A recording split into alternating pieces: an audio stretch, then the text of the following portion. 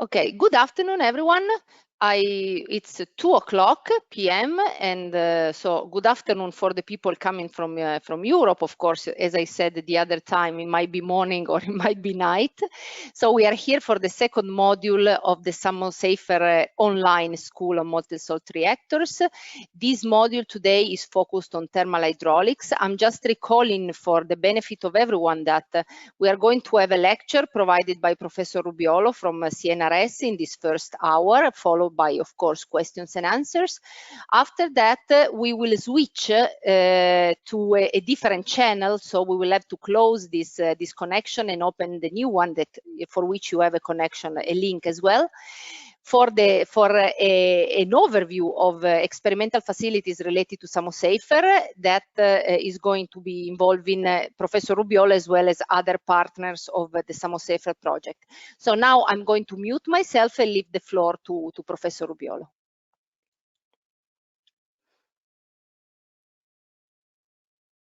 No. No. You have the mute, the mic is on mute, Pablo. Okay.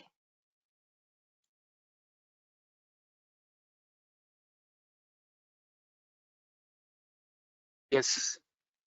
Does it work? Okay, perfect. Sorry. All right. So thank you, Sandra, for the presentation, and good morning, everyone. So I am, as Sandra says, I'm professor here in Grenoble and Grenoble AMP.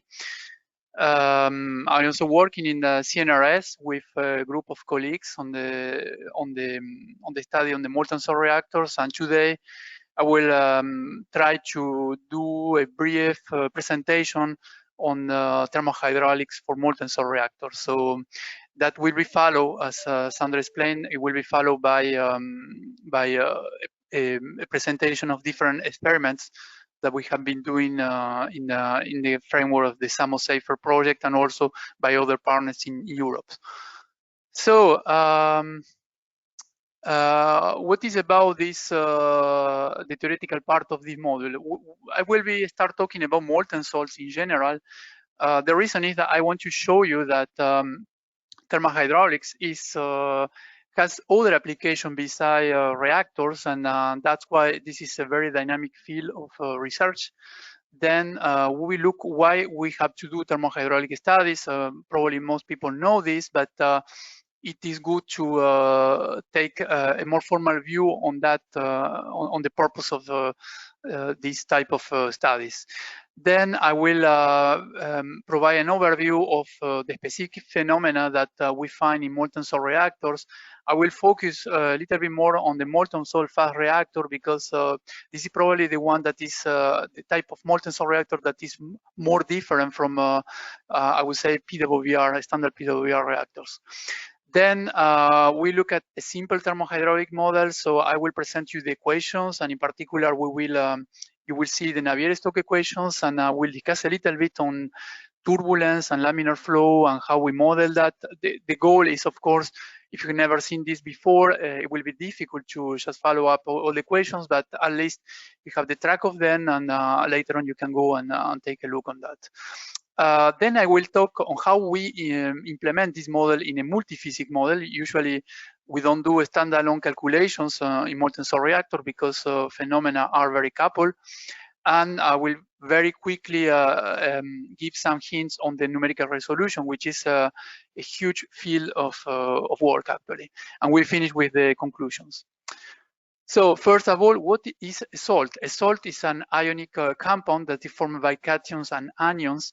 And this is important because this will determine the bonding that will exist between the atoms. And this bonding is very strong and is established because of the exchange of electrons. And that this strong bonding explains some of the properties that we will see in molten salts and that are very useful for the application that we are studying. So molten salts at low temperature, they are solid, and they will form a crystal structure that will be basically very high order set group of atoms. Because of the strong bond between the atoms, then they usually have a high boiling and melting points that's good because basically that will help in the reactor design. Like we can work at low pressure but still high temperatures. And they are also electrolytes, so they can be dissolved in water and they will create free moving ions. And this is a property that is used in some energy applications. So, and what is a molten salt? So a molten salt is basically a salt that is solid at standard temperature and pressure, but then become liquid when we go at high temperatures. Some type of salts that are liquid at room temperature, we used to call them ionic liquids. So for molten salt reactor, usually we are talking of things that will be solid at low temperatures and then liquid at high temperature. And this is something that you have to keep in mind for the reactor design. Now, molten salt have a very large range of applications, not just in energy, but in different things like that for alloy heat treatments, for allowing treatment of surface of alloys. Also, they can be used in reprocessing process for nuclear fuel. Now, what we will be more interested in here is on the energy applications, and there is a broad range of applications. They are using for concentrated solar power as a coolant, but also as a mean for storing energy. They can be used just standalone as thermal energy storage system. That means that when you have, for instance, electricity that the cost is low, then you can produce heat and store in the molten salt because of the heat capacity. And then when you need it, you can transform it back either on heat or just in electricity. Molten salts are also used in batteries, and that's also a field of a lot of research. And then in nuclear, which is what we will be looking today. And for nuclear reactors, they can be used either as a coolant or also as a liquid nuclear fuel. Now, why using a molten salt as a working fluid? Some of the reasons I already gave it. So basically, they have a high boiling point and low vapor pressure. It means that the component of a reactor that uses a molten salt doesn't need to have a significant thickness because it will operate at normally low pressure. They also have a high volumetric heat capacity. That means that we can use them to store energy, but also it means that as the coolant flow in the core, then the variation of temperature will be relatively small because of that large heat capacity. They are transparent, and that's a good thing because when you that's allow using cameras, and you can see through the molten salt. And this is something that, for instance, in other type of coolants like liquid metal is not possible, and that creates some issues. The molten salt latent heat can be used also as a means for energy storage. Well, this is not necessarily used for reactors, but that's something also that could be useful for instance, in the draining tank that we will see later on.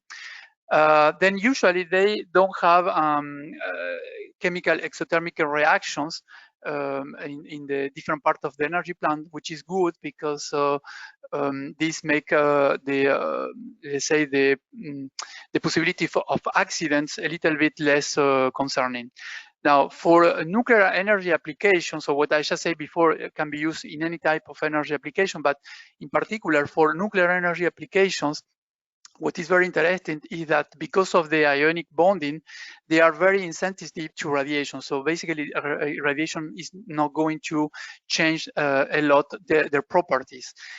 In some cases, depending on what materials are used for the molten salt, they can be used as neutron moderator. And as I said earlier, they can be used as liquid nuclear fuel because they can contain actinides up to some level of concentration, and then they can be used as a fuel, but a fuel that also act as a coolant. Now, this open new possibility for the design because then we can imagine of doing online processing of the fuel. We have a good mixture in the core, then refueling is actually easier. And as I said before, because we are working on convection in a liquid fuel, then we don't have the large temperature gradient that you could see in solid fuels. So that's there are many advantages, as I say, but there are also some issues and challenges. which explain why we don't see a broader application of molten salts. One concern is long-term corrosion, which means that you need to be careful about the compatibility with the structural materials. Then you need to avoid freezing. So as the melting point is high, it means that you have to keep the circuit at the temperature above the solidification point. Some salts, such as those containing beryllium, they are potentially they have a high toxicity, so that means that they are difficult to handle. And of course, but that's, I mean, it's a bad point, but actually is associated to the fact that you work at high temperature. If you work at high temperature, then you have the problem associated to high temperature. So this is not unique to molten salts. Now, in nuclear applications, if you're working with a thermal reactor, so you want to moderate the neutrons, then if the salt use lithium, you may need to enrich because of the absorption on lithium-6. And then the last point is cost that should be kept low. Now, so that's for the introduction to salts and molten salts. Now, let's see why we need to do a thermal hydraulic study. What is this for? And keep in mind that this reactor will be very different from a solid fuel reactor. So if I take the example of the molten sulfur reactor, which is the concept that we are investigating in the SAMOSAFER project. As you can see here in the figure, this is an approximative sketch. It's not intended to be the design. As you can see, we have a core cavity that is filled with a liquid fuel, which will be circulating. So here we reach the criticality. Then we heat up the molten salt, which goes to the pump and then go down through the heat exchanger. Now, this core is fundamentally different from what you would see in a PWR, just to mention one concept, because you don't have basically extractors inside the core. In this case, you don't have the large temperature gradients that you may find in a solid fuel. Like if we look at the PWR pellet, you may have very easily 500 degrees Celsius between the center and the surface of the pellet, which is about 4 or 5 millimeters. So here, the temperature gradients are usually low because you transfer heat by convection, not by conduction. As I say, in this reactor, since it's a fast reactor, there is no moderator, so you are working with a fast neutron spectrum. In the particular case of the MSFR, we are working in thorium fuel cycle, and we are doing online refueling and also reprocessing. These are the additional degree of freedom that give us this concept. In the reactor, there are 3 different loops: the fuel circuit, the intermediate loop, and the thermal conversion loop. We'll be more looking at the fuel circuit. And as I said before, we can work at high temperature, so let's say about 700 degrees Celsius, but still with lower pressure, which is a significant advantage from an economic point of view, because the thickness of the components will be much thinner than if you were working at high temperature. And also because if you have an accident, you have a leak let's say in the fuel circuit, then the driving force is not so important as in a PWR, where you have 150 atmospheres inside and then atmospheric pressure outside. So the circulation velocity is relatively high, so about 4 seconds for the molten salt. Now, as you can see, this particular feature will have a significant impact on the design, but also on the safety. So the liquid fuel is a fuel and also a coolant. An important point is that part of the fuel will be outside the core. That's something that we have to consider. And as I said earlier, while the fuel circuit works at high temperature, but also high neutron flux, and that will pose issues on the material side. In this reactor, there is no control rod because we use the feedback coefficients, like mostly the fuel density and a little bit the Doppler, and we will control the temperature, the mean temperature in the core by controlling the heat removal in the heat exchanger, and that way we can control the reactivity. In addition, because we use a continuous fissile loading, then that's another way of decreasing the reactivity. there is no need to have a control on the flux shape. There is no DMB issue here. We have a uniform fuel irradiation because the fuel will mix over time. So all these reasons made that we don't need control rods actually. Now, an important feature, if I go back to the previous slide, is that we have this salt draining system that probably has been explained in the previous module. So the idea is that if we need to shut down the reactor, we need to stop, then we can drain the fuel salt through the cold plugs that are devices that are on the bottom part of the core cavity that will melt in the case of the necessity of draining the fuel. So the idea is that we melt the cold plugs, then the molten salt will just flow by gravity and go to the draining tanks. The draining tanks are designed in a way that you can cool down the salt and you can ensure that you have sufficient margin to criticality. So this is a very important feature, and this will be a system that we will focus at some point in this presentation, just to show you how we model, for instance, a transient that involves this draining system. So why we do then the thermohydraulic studies? The short answer is that we have to verify the reactor design and safety requirements. That's a very important point. So what are those? What are the design and safety requirements? So this is similar to any reactor. In a nuclear reactor, you will define plant conditions. So let's say normal conditions and accidental conditions. And for each condition, you will define a set of requirements. These requirements will, for instance, protect the barriers that you will be defining in the reactor. Once you have defined your barriers and then the requirements, for instance, let's say we ask that in normal operation, there is no damage on any of the barriers of the reactor, then we need to look at the phenomena that occurs in normal operation. And once we have identified the key phenomena that could cause a damage on the barrier, the designer will have to define which are the criteria that need to be given to the design in order to meet the requirements. So we have the plan conditions, we define the design and safety requirements. So what we expect to happen with the reactor barriers, for instance, in normal operation, we look at the phenomena, we identify those that are important, and then we define the safety criteria. For instance, we ask that under no circumstance there will be a leak in the fuel circle during normal operation, just to say something.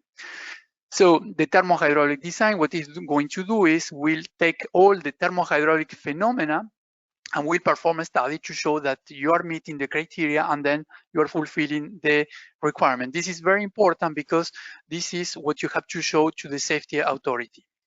Now, of course, you do thermohydraulic study for other reasons. You need the data, the thermohydraulic data for other models in the reactor, like the neutronics and the thermomechanics, because of the strong coupling that you have, but also because you may want just to optimize the electricity generation cost. All right, so what happens if, just to fix a little bit the idea, what happens if we look at completely different reactor design? Let's say we look at a PWR or a sodium-cooled fast reactor, and we compare that with our molten salt fast reactor. In the reactor that use a solid fuel, the first barrier will be the cladding. So it will be important that we look at phenomena that may damage the cladding. So there will be parameters like in PWR, like DMB, the part from nucleative boiling, that basically ensure that if this phenomenon doesn't take place, then your cladding will be okay. In the molten salt fast reactor, we don't have the cladding in the sense that we have in the solid fuel concept. We have the structures of the core. We have the heat exchangers that are part of the first barrier. So we look at different things. We don't have boiling in principle, so we look at criteria that will be, for instance, the maximum salt temperature. There will be limits on that to avoid damaging the cavity or other fuel circuit structure. We look also at the temperature gradient because large temperature gradient may cause issues on thermomechanic issues, or we look at, for instance, thermal fatigue on the walls, on the pipes, on the heat exchanger plates, for instance. We look also, for instance, not to go below the minimum salt temperature. This has to do with the solidification temperature. It's not going to be equal. Actually, you want to have some margin there. And you may set up another thermohydraulic criterion that could be the maximum coolant velocity because of corrosion or erosion issues. So you can see that this set of thermohydraulic criteria are very specific for a molten salt reactor and very different from the PWR, where, as I said before, you have DMB, you have linear rod power, you have the oxidation that may have in the cladding. So these things are very different. Now, when you want to study whether the design satisfies the criteria, then you need to use, you can either run experiment or use a numerical tool. If you use a numerical tool, then you will see that there is also a significant difference with other reactor types, because in the case of PWR, usually we can rely in relatively simple models, okay, that can be sub-channel models. This model use an approximative equation to the Bernoulli law, basically, and or a porous medium approach. But in the case of the molten salt fast reactor, if I go back to the initial slide, here you can see that we have a cavity where basically the flow is going to have a very strong 3D characteristic, and you cannot use a simplified fluid model there. There you really need to go with what we will discuss later, the Navier-Stokes equation. So, and the only way you can do that with some degree of accuracy is using a CFD code. CFD means computational fluid dynamics. We talk a little bit on that. So this slide is basically to explain you that the phenomena that we will look, the criteria that we will try to prove, and the tools that we will use here are going to be different, very different. So if I summarize this part, I can say that we will need, at least in the molten salt fast reactor and also in other molten salt reactor, we'll need to use numerical resolution of Navier-Stokes equation, probably in turbulent flow in most cases. Usually the classical approach will not be suitable for these applications. We need to have a strong couple with neutronics that was explained by Sandra in the previous lecture. And we'll probably need to perform steady and transient calculations, depending on whether we are modeling normal conditions or transient conditions.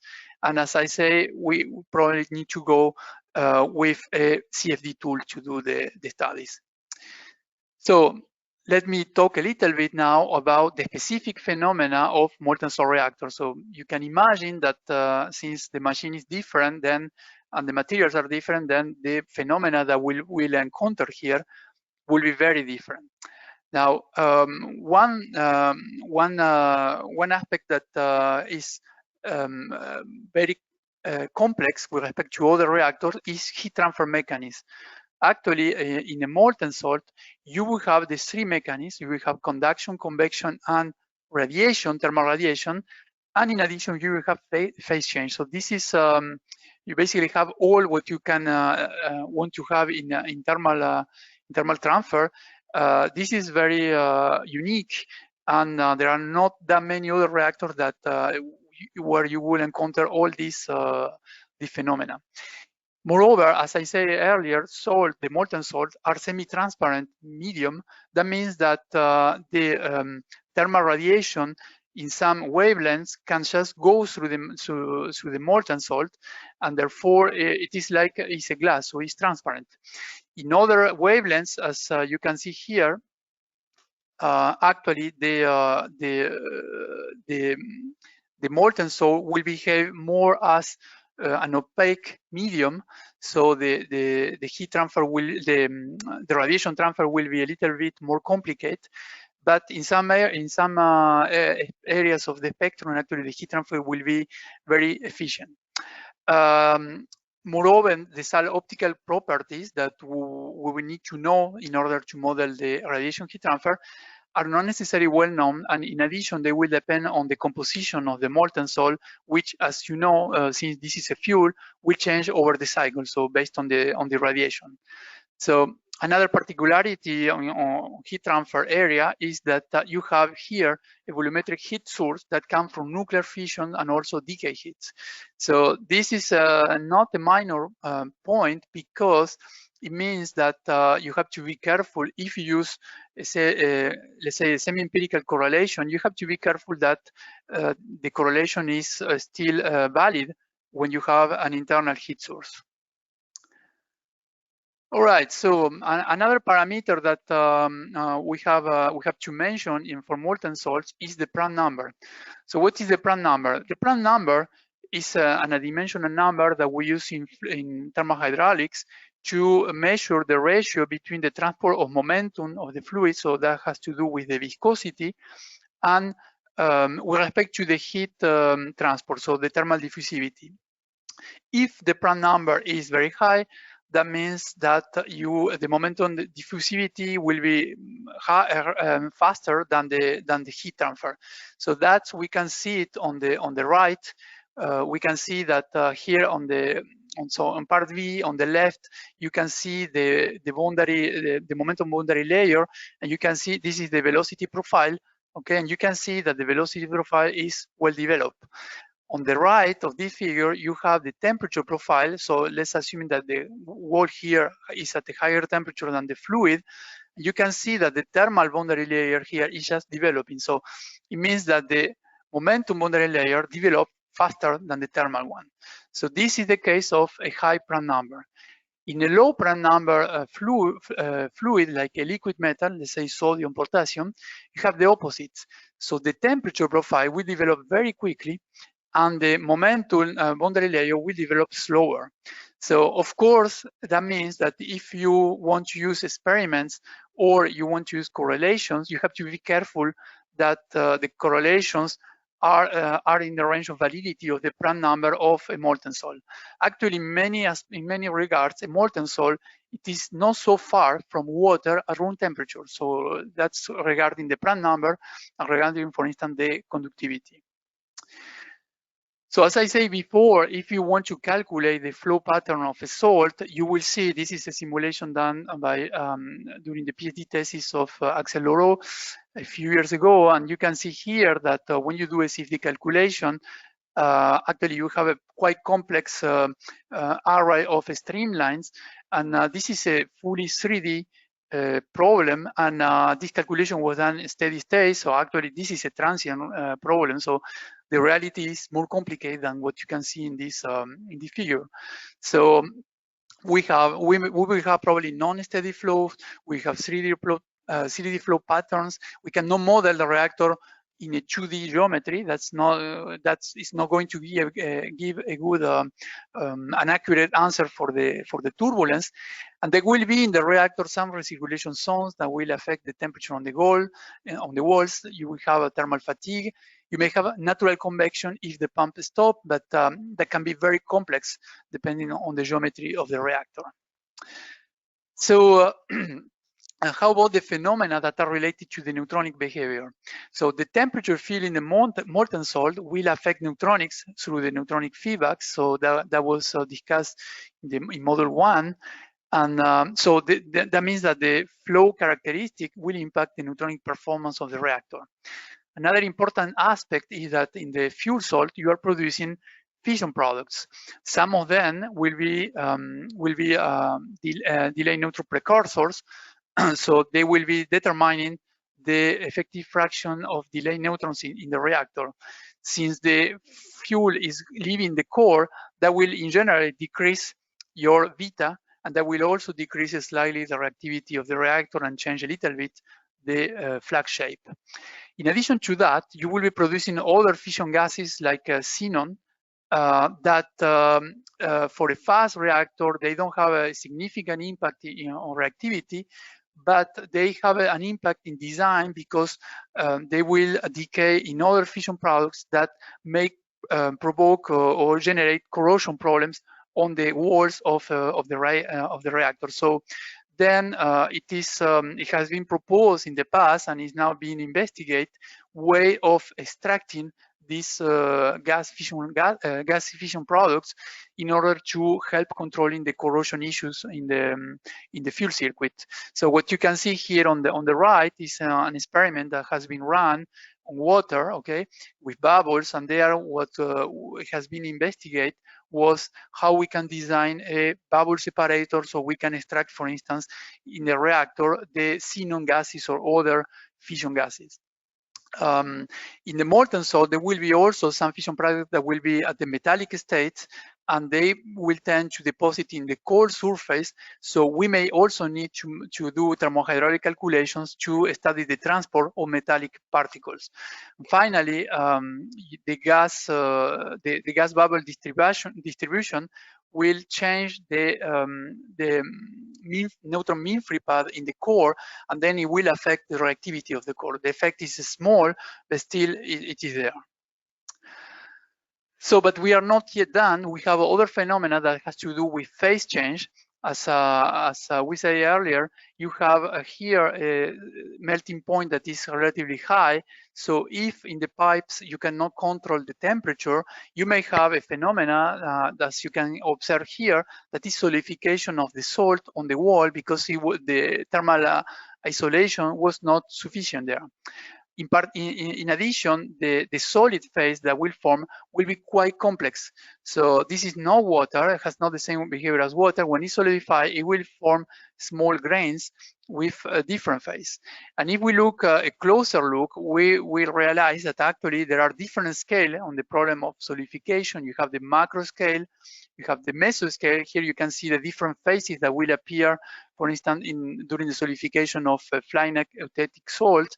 And then you can go even to the nanoscale and atomic scale. So if we want to do an accurate modelization of the solidification process, we'll need to deal at least with the macro scale and meso scale level in order to correctly predict the thermal property of the solidified salt in the reactor.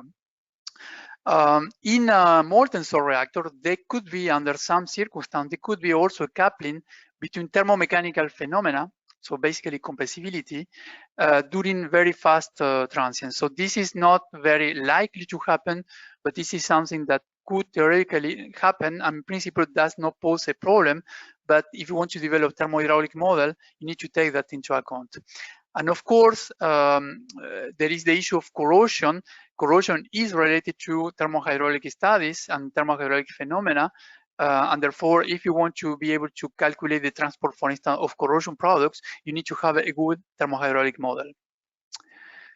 So those are the main phenomena. The list is not exhaustive, but that gives you an idea of the complexity and also the opportunities that are for those who want to work on molten salts and develop models or doing experiments. So let me now briefly introduce you how do you develop a thermohydraulic model. So here basically we will do a very short introduction to a typical fluid mechanics course. The idea is just to provide some concepts that we will pick up in the last part of this presentation. So first of all, if you want to study a flow, you will need to write down the conservation equations. The first equation that you do is the conservation of mass. We are considering that even if we have nuclear reactions, the variation of mass because of that is completely negligible. So we'll treat this as a normal fluid. We are not looking to strange phenomena. So we will look at the molten salt as a Newtonian fluid actually. So for this simplified model, I will be assuming that there is no phase change as to not to make things too complicated. So what we have to do is to write down the continuity equation. The continuity equation is basically telling you that the mass cannot disappear, okay? And it's an equation that can be obtained just from the control volume on the fluid and then taking the size of the control volume to very small. And as you can see here, we have a term that depends on the time and then another term that is called a convective term because it is related to the velocity, to the local velocity of the molten salt. You can imagine that you have a small volume, and if you do the mass balance, you will see how much fluid is going in, how much is going out, and what's happening with the density inside. Now, so this is the conservation of the mass. And it turned out that in many fluids that we call incompressible flows, actually we can simplify the equation, and that is because we can assume that basically the density of the fluid is not changing. If I'm following the fluid particle, I will see that the density is not changing that much. If that happens, then this equation, the continuity equation, will the previous equation, sorry, will simplify, okay, and it will just become a very simple equation that asks the fluid to verify that the divergency of velocity is 0. So this approximation in compressible flow works in most cases, provide that the fluid compressibility is low, which is the case of a molten salt, and also provide that the temperature gradient is not too large, which is the case in most normal conditions and in most also transient conditions. But this may not be the case in all accidental conditions. So if you have a large temperature variation and that causes a significant variation, let's say more than 5 or 10% of the salt density, then this simplified equation for the mass conservation won't be correct, and you will need to do a change. But in this model, we will consider that this is fine. Now, the next thing you need to do is to write the conservation of the flow momentum. So this is the second Newton law, and this is basically doing a balance of forces acting on the fluid. So in the fluid, you will have volumetric forces like gravity, and then you will have surface forces. So in our case, the volumetric force that we have in a reactor usually is gravity, as I say, and the surface forces are, this is just stresses that will develop on the surface. And then the summation of these forces should be equal to the acceleration of a fluid element. So this is basically the Cauchy equation, and this is the starting point for the Navier-Stokes equation that are the one that we want to solve at the very end. Of course, this equation, we cannot solve it because we don't know how to calculate the stress tensor, the fluid stress tensor, and that's where we will need to introduce a model in order to do that. So first thing is the stress tensor is a tensor. It has 9 components. So basically, it lets you calculate the force in each direction over in each of the 3 directions of the space over any surface that you may have in a fluid volume. Now, it can be shown, it can be proved, it's not very difficult, that actually these 9 components are not independent. You only have 6 because of this tensor is symmetric, okay? This comes from the conservation of the angular momentum. So that means that that's good news, because it means that actually we have less number of unknowns. There are only 6 in principle. Now, to obtain the Navier-Stokes equations, what we do is we assume that the fluid is a Newtonian fluid. So just trying to explain this in a very simple way. This means that we are assuming that the stress components depend on the deformation of the fluid, and the dependency is linear. So we can write that mathematically, and that will simplify the stress tensor that I showed in the previous slide. The another assumption that we do is that we will consider what is written here, that the stress tensor component is equal to the thermodynamic pressure plus a correction that has to do with the stresses developed because of the viscosity of the fluid. So we are saying that because the fluid has some viscosity, so some friction, internal friction, if there is a deformation in the flow, this will create a force, a stress force, that will be added to the pressure that comes from the thermodynamic state equation. So with those 2 assumptions, we can finally write the stress tensor component, okay, that will be function of the pressure and also the strain rate tensor, so the deformation of the fluids, and working out a little bit that equation. I'm not showing that here, but working now that equation, assuming that the fluid is isotropic, and this is also always the case for us. So that means that the property of the fluid does not depend on the direction. There's no reason for that. Then we can finally obtain a the equation that you can see here, where you only have two coefficients now that are unknown, okay, and these two coefficients depend on the thermodynamic property of the fluid. So they do not depend on the flow, they depend velocity, they depend just on the temperature and on the pressure, okay, like the thermodynamic pressure. So in principle, they can be calculated. Now, once you have done that, if we insert that stress tensor component on the Cauchy equation that I showed you before, then we finally get what is known as the Navier-Stokes momentum equation. So it's the equation that you can see here. So the equation doesn't look too complicated, but actually it is mathematically very complicated to solve numerically, and also to demonstrate that there are analytical solutions for that. So in the case where we have an incompressible flow, so incompressible flow means that if I move with the fluid, I don't see the density changing, okay? Or a more simple case, if the density is constant, then the fluid is for sure uncompressible. So in that particular case, the equation here will simplify further, and you will have basically this Navier-Stokes equation that is in a very simple form. This is the material derivative of the velocity of the flow in any point. So this is basically the acceleration of the flow. Here you have the pressure gradient. This is the thermodynamic pressure. Then you have the volumetric force coming from gravity, and then you have the stress tensor that is calculated from the deformation of the flow field and the viscosity coefficient. Now, this is a vectorial equation, so here you have actually three equations, one for each of the three directions, and this equation looks not so difficult actually, okay, because this is just a Laplacian, but the issue, as we will see later, appear in this material derivative that will make the equation very non-linear, and that will cause a significant issue when we try to solve it. So we can do the same analysis for the energy equation, and I'm not going on the details on that, but basically you can basically do energy balance on a small volume, consider then the flux of energy coming into that volume, the conduction, any internal source of energy, and working things, and then also considering the work done by the fluid itself through the pressure or through the viscous dissipation. Then we can, at the end, write an equation for the fluid internal energy, which is at this point is still not too simple, but that we can simplify a little bit further. So to do that, we use something that it is called the Business Approximation. So what is this?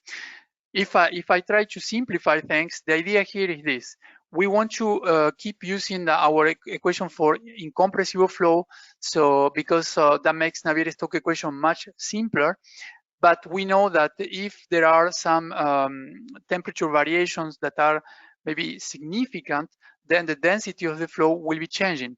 We will make the assumption that that change on the density will mainly affect only the forces on the fluid. So if the density is lower, then the weight of that part of the fluid will be less than in another place if the density of the fluid is higher. So that difference of weight on the fluid based on the density will call the buoyancy force, and we will say that that's the only effect that is significant, the only effect coming from temperature gradient, and we will neglect any other temperature effect on the other coefficients, either on the conservation of mass or on the conservation of the energy. So if we do that, and in addition we consider that the viscous dissipation is negligible, which is nearly always the case, then finally we can get two relatively simple equations, one for the Navier-Stokes and the second one for the energy conservation. Here we have no longer the internal energy, but we have the temperature, which is a much easier parameter, okay? And this derivative, it is the material derivative, so we will see later you have the velocity of the flow inside that calculation. So finally, doing this approximation, we can get a set of equations that are more or less simple. So we have the mass conservation, we consider incompressible flow. So this is asking, okay, divergence of velocity is just 0. We have the conservation of the linear momentum, so we have the material derivative, as I said earlier, has one component that is the local acceleration, so how the fluid is accelerating at the point over time. Then we have another term that is the convective acceleration, so this will mean that the fluid will accelerate if, for instance, the pipe section is changing or if the flow is changing of direction. So, and this term, as you can see, is very nonlinear. And this will cause the issue I mentioned before, that the Navier-Stokes equations are very difficult to solve. Then we have the pressure gradient force, the viscous force, so this is basically coming from the formation of the flow field, and then the buoyancy force, that this is the force that is caused because of density difference between different parts of the fluid. Then we have the conservation of energy, and in here I just take the liberty of adding two terms that I didn't consider before. That is because the molten salt is a participative medium. We need to consider reductive heat transfer. So here we have the divergence of the thermal radiation flux that we will have inside, and then we have, of course, the nuclear source. We have fissions and we have decay heat, so we need to include that source. And then the rest is similar to what we have in the previous slide. So this is the material derivative. We have a local change of energy and then a convective term. So this is basically the transport of energy by the fluid. Now, what is interesting here is that this term, the convective acceleration term, create a very strong nonlinearity, and that will cause the solution of the Navier-Stokes equation to be very different. If the velocity of the flow are relatively low, then basically this term, which is proportional to the more or less to the velocity square, will be relatively small. And then the viscous force here will be more important. In that case, you will have a type of flow that we call laminar flow, okay? And laminar flow is a flow where basically you just see layer of flow of fluid that are moving at the same velocity, okay, like what you see here, and there is nothing else particular there. Now, if this term become important because the velocity become important, that means that the inertial forces, these are the inertial forces, are more important than the viscous forces in my flow. And there we have a phenomenon we call turbulence. So turbulence looks like a chaotic motion on the fluid, but actually is kind of, I mean, it's just a solution that we can get from the Navier-Stokes equation. It's a chaotic motion, but it's not a random motion. So how do we know if we are in one regime or the other one? Well, we look at an adimensional number that we call the Reynolds number, that is the ratio between the inertial forces to the viscous forces, okay? And it's a number that usually is calculated as the product of density, the modulo of velocity, a characteristic diameter, and then divide by the viscosity, okay? So turbulence is a very complex phenomenon, and that will cause a lot of difficulty in the solution of the equation. If we didn't have turbulence, things will be much easier. So it's difficult to define turbulence because it's not really a random motion, it's a chaotic motion on the flow. It's a dissipative phenomenon where you have nonlinear fluctuations. You have vorticity, vortex eddies that will form in the fluid that will be in 3D. That's why 2D simulation of turbulence is quite challenging. And this is a list of typical features that you will observe in turbulence, like fluctuations, nonlinearity. So basically the regime go from laminar to turbulent once you go beyond some critical Reynolds number. You have the formation of the eddies, you will dissipate the mechanical energy, and you have high diffusivity. This last point is very important because you will notice that most engineering systems actually are using turbulent flow because they increase the diffusion of heat, and then they are more efficient for heat transfer. So how do we solve this turbulent problem? Well, one approach that I will recall later on is to try to average the equation, the Navier-Stokes equations, over time to try to get the average value of things. This is called the RAMS approach, and that consists on defining the instantaneous value of any parameter, like here the velocity, as the mean value over some time plus a fluctuation. If you do that, and you go back to the previous equation, you can get the Ram's equations that are average equations for the fluid, and that will have some new term that we didn't have before. One term here will be the turbulent strain, the turbulence viscosity term that is caused because of the diffusion increased by the turbulence. We have also on the energy equation a new term that has to do with the turbulent diffusion. Okay, so this will be actually the set of equations that you will use in our simple thermohydraulic model, assuming that you decide to use a Ram's approach. All right, so then what do we do with this model? Well, as I said earlier, we in molten salt reactor, we usually have to work with multiphysics tools, and in this multiphysics tool, you will have a neutronic module, a thermohydraulic module, and a thermomechanics module. So the model I just explained will be basically input in here. Now, we could try to do actually we do sometimes a more detailed analysis, like we could go to a more fine modelization of the vortices, but then you have to be careful that the computational cost of that, it is compatible with your multiphysics model that already will be calculating neutronic part and also the thermomechanic part. So in our particular case that we are looking today, basically what we will put in the thermal hydraulic model will be then the mass conservation that we have seen, the momentum conservation, and the energy conservation. And the coupling that it is shown here will be happening through, for instance, the nuclear energy, so the fission source or the decay energy that will be provided by the neutronic codes.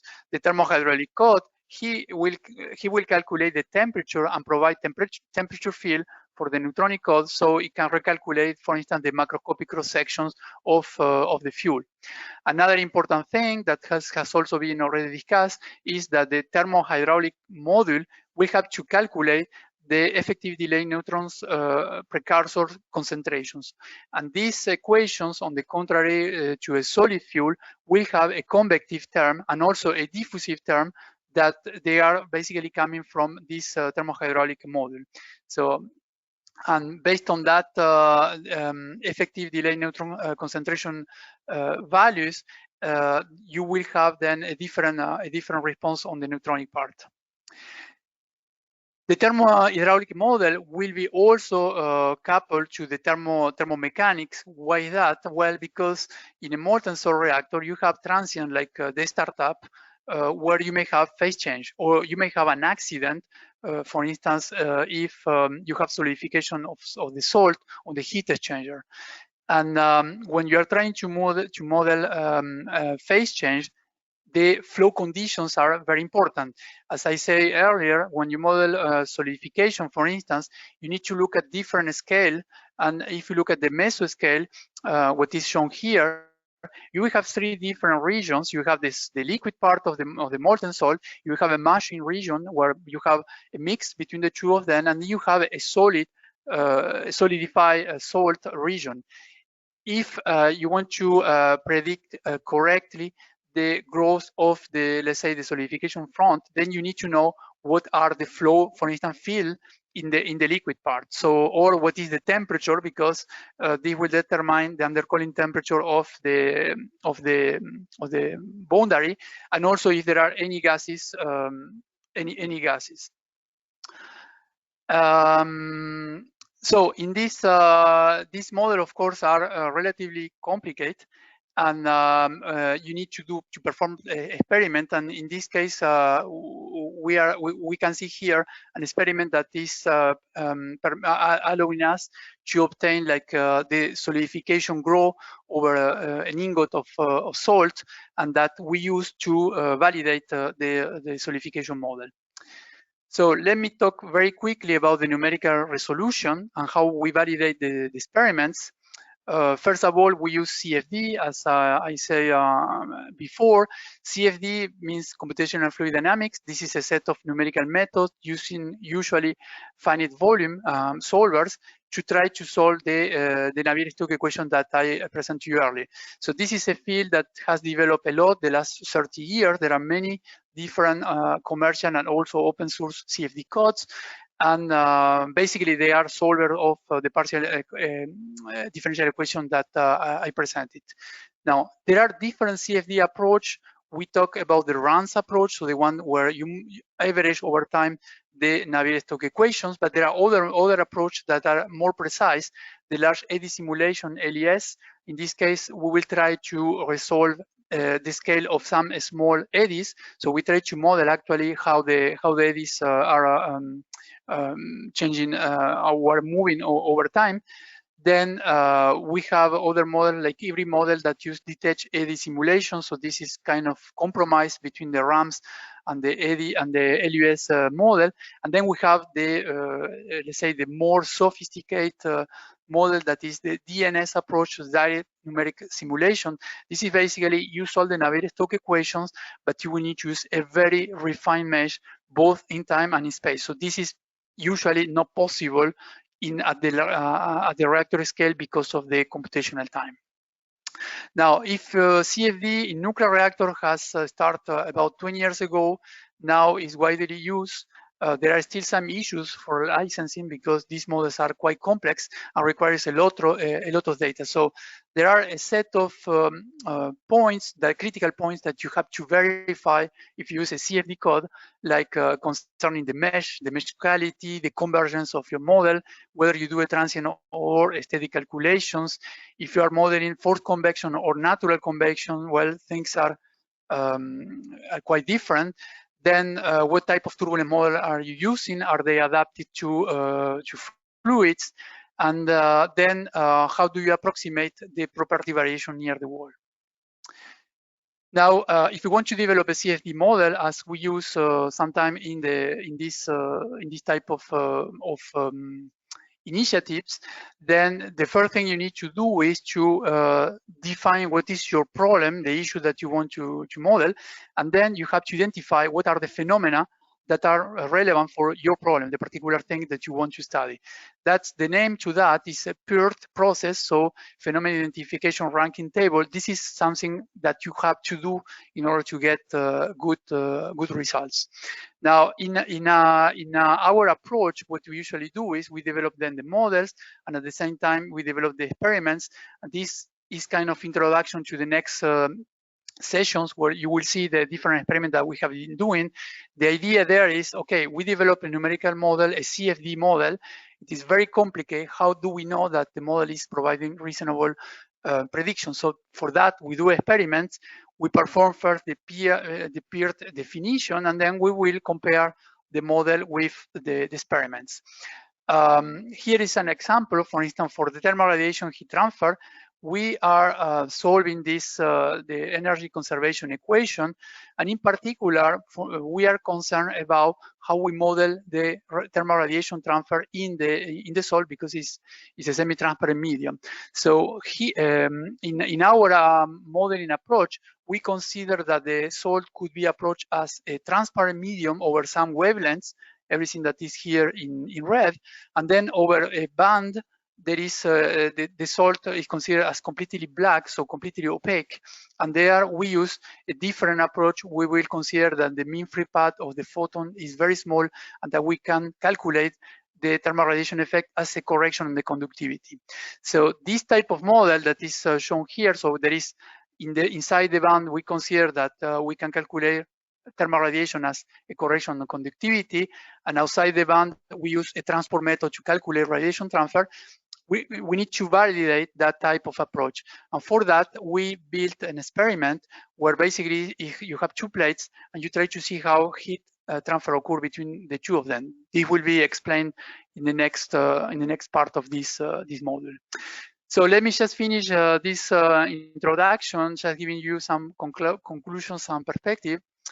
First of all, I hope I convince you that molten salts have unique thermal hydraulic phenomena that are actually very complex, but also opportunity if you want to have fun studying this type of coolants. You have nearly all what you can imagine in a coolant, plus fast change, compressibility effect in some condition, volumetric heat source, and so on. There is also a very strong coupling with neutronics and, there I should say thermomechanics. So that's good because if you work with molten salt reactors, you will need to know a little bit on neutronics and also thermomechanics. You cannot be just an expert on thermohydraulics. And that's because of feedback coefficient, the transport of neutron precursors, and so on. So the point that is challenging here is that we need to use a CFD approach, and that we need to have a good coupling between the things, and we need to look at situations, extreme situations like severe accidents that are very different from the way we could define in a typical reactor. So what are the perspectives for research here? Well, there is a lot of work that needs to be done still in turbulent modeling, RAMS and LES model, coupling with the structure of the reactor. We need to have better prediction of thermal radiation, in particular in accidental conditions. Solidification and melting is an issue, and now also we need to do this for different type of molten salts. Natural convection, stability of natural convection system that could be used for passive decay heat removal system is also an area where there is some research. Then fission products, extraction and transport is definitely an important point, and that requires thermohydraulic studies, corrosion, erosion, and severe accidents. So with that, I finish my presentation. Thank you very much for your attention. I hope you have a good audio.